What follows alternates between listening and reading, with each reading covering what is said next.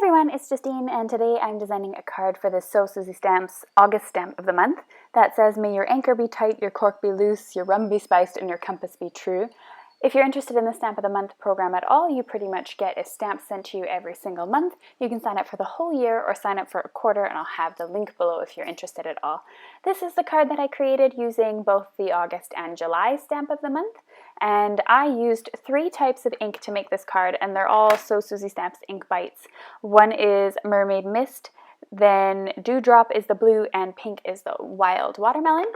Now, if this background looks slightly different to the card in the front, that will be true because unfortunately when I originally filmed this, I accidentally hit the stop button while filming this particular portion of the card. So if it looks a bit different, I apologize.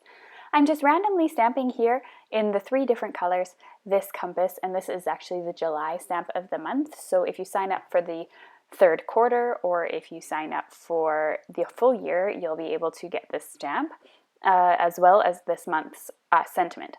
So between colors, I'm making sure to wipe my stamp off with a baby wipe as well as a paper towel to dry it, and then I'm continuing on with the next color. So the first one again was Wild Watermelon, and now I'm moving on to blue, which is Dewdrop, and this one I'm just stamping again, just randomly. I like to go off the sides of the card. It makes it look more like a patterned paper and a little bit more unplanned and looks like a background paper.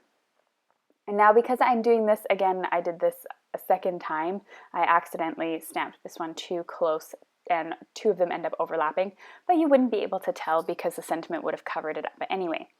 So once again, I apologize for not filming that first time around. Every once in a while that does happen where you forget to press the record button or it stops because you ran out of space. That's always unfortunate because I don't really notice it. Alright, so just finishing up the random stamping here on the background before I'm adding my sentiment. So this is a really quick and easy card.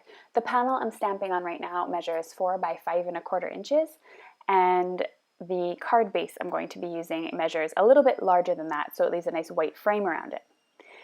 So my big shot here, I have it all ready to go, and I am going to die cut this stitched rectangle die that is going to be the frame around for my sentiment. So I'm just going to stamp this on here using some black VersaFine ink. I'm using a stamp press and my grid to line it up to make sure that it's straight. And again, it says, "May your anchor be tight, your cork be loose, your rum be spiced, and your compass be true." And I'm going to stick that onto the front of my card, but first of all, I need to make a card base. This base measures 11 by 4¼ inches, and it's scored in the long side at 5½ inches to make a top folding card. And now my card panel, or my card front, measures 4¼ by 5½, a standard A2 size card. And my panel is slightly smaller than that, so when I stick it on, I have the nice white frame around it. That's generally my preference when filming. And you can see here on my video, I actually stamped out this background a couple of times to get the stamping right. If you want to get it right the first time, what I would suggest is stamping in a color, wiping it off, and stamping in the new color rather than stamping in the same color a couple of times and then moving on to the next color. If you were to change colors in between each stamp, you would get a nice random stamp and nothing would be overlapping. Now I'm just going to add my sentiment using some Tombow Mono liquid adhesive as well as a small embellishment from Create a Smile Stamps.